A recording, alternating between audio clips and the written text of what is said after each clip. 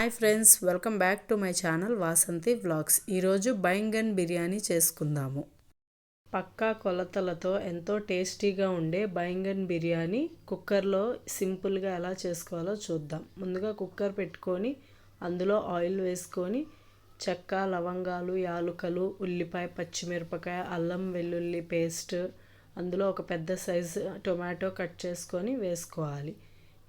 అందులో కొంచెం కసూరి మేతి, ఒక టేబుల్ స్పూన్ పసుపు, టేస్ట్కి సరిపడా సాల్ట్, కారం, గరం మసాలా వేసుకొని మరి కాసేపు మగ్గించుకోవాలి. ఇప్పుడు ఒక కప్పు పెరుగు కూడా వేసుకొని నూనె పైకి తేలే వరకు దాన్ని కూడా బాగా మగ్గించుకోవాలి. అందులో కొంచెం కొత్తిమీర, పుదీనా, వంకాయ ముక్కలు కూడా వేసుకొని బాగా మగ్గించుకోవాలి. ఈ బైంగన్ బిర్యానీ కేవలం నార్మల్ వంకాయతోటే కాకుండా గుత్తి వంకాయతోటి కూడా మనం చేసుకోవచ్చు. వంకాయ ముక్కలు వేసిన తర్వాత కాసేపు మగ్గించుకోవాలి. అందులో ఒక 2 టేబుల్ స్పూన్స్ లెమన్ జ్యూస్ కూడా వేసుకోవాలి. అప్పుడే కొంచెం ట్యాంగినెస్ ఉండిద్ది.